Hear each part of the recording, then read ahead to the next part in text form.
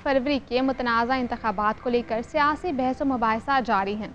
हुकूमत ने यौम तामीर और तरक्की मनाया तो अपोजिशन ने यौम स्याह, इसे जमहूरियत का हुस्न कहें या कुछ भी नाम दे लें। हुकूमत का दावा है कि इसने मुल्क को बहरानों से निकाला, दिवालिया होने से बचाया और तरक्की के रास्ते पर गामजन कर दिया है। अपोजिशन रहनुमाओं का इल्ज़ाम है कि फॉर्म 47 की हुकूमत ने एक साल में मुल्क का बेड़ा गर्क कर दिया है। हर शोबा तंजली का शिकार है। अवाम महंगाई से परेशान है, किसकी माने और किसकी ना माने।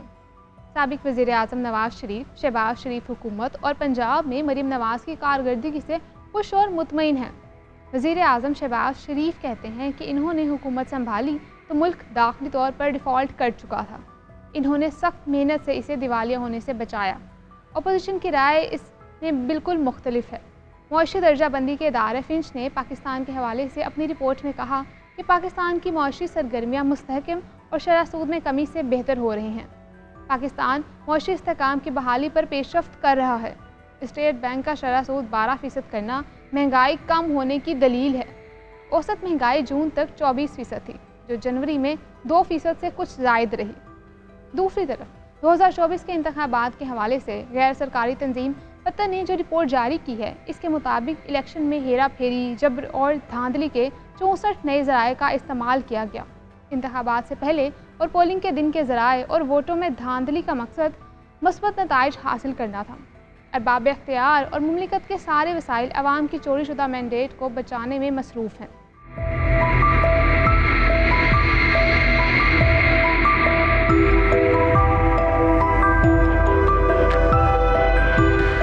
पैका का निफाज और 26वीं आईनी तरमीम वगैरह इसकी मिसाल हैं। वतन रिपोर्ट में इल्ज़ाम लगाया गया है कि मुल्क में आमरीत ज़ोर पकड़ रही है। आम इंतखाबात में बेमिसाल धांधली के बाद आइन के ढांचे और रूह को मसख करने के इक़दामात हुए। अदलिया को महकूम, मीडिया, आज़ाद सहाफ़ियों और सोशल मीडिया कारकुनों को दबाने के इक़दामात हुए। इलेक्शन कमीशन वेबसाइट पर इंतखाबी नताइज का ऑडिट किया गया। इंतहाई तशवीशनाक रुझानात सामने आए हैं। इलेक्शन कमीशन सितंबर 2024 तक अपनी वेबसाइट पर इंतखाबी नताइज के फॉर्म तब्दील करता रहा। लाहौर के मुतादिद कौमी हलकों के सैकड़ों पोलिंग स्टेशन पर राय दहंदगान का टर्नआउट 80% से ज़्यादा था। कुछ हलकों में ये टर्नआउट 100% से भी ज़्यादा था, जो नामुमकिन है। पाकिस्तान के बहुत कम इंतखाबात ऐसे हैं जिन्हें तमाम सियासी जमातों ने कबूल किया हो, वरना हारने वाली जमातें धांधली का इल्ज़ाम लगाती हैं। इलेक्शन धांधली के खिलाफ सबसे बड़ी तहरीक 1977 में कौमी इत्तेहाद ने चलाई थी, जिसके नतीजे में मुल्क में मार्शल लॉ लग गया। 1985 के गैर जमाती इंतखाबात का अपोजिशन जमातों के इत्तेहाद MRD ने बाइकआउट किया। 1988 के इंतखाबात में IJI ने धांधली का इल्ज़ाम लगाया।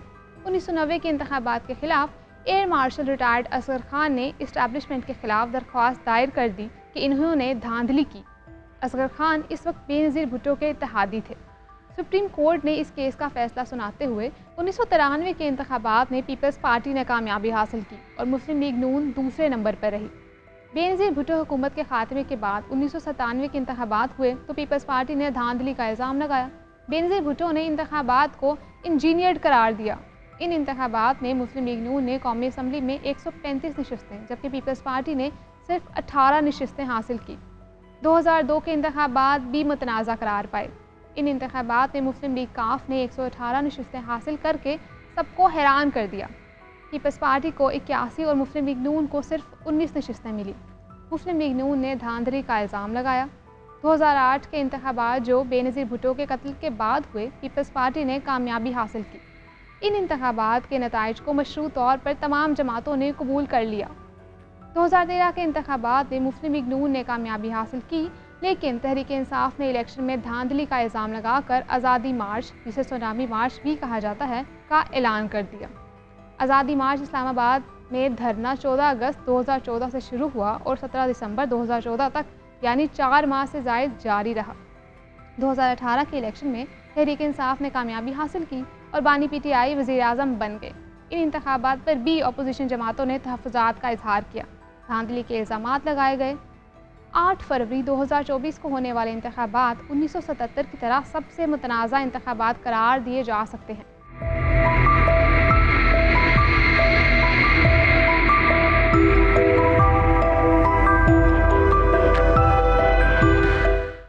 تحریک انصاف کا الزام ہے کہ ان انتخابات میں دھاندلی کے تمام ریکارڈ توڑ دیے گئے۔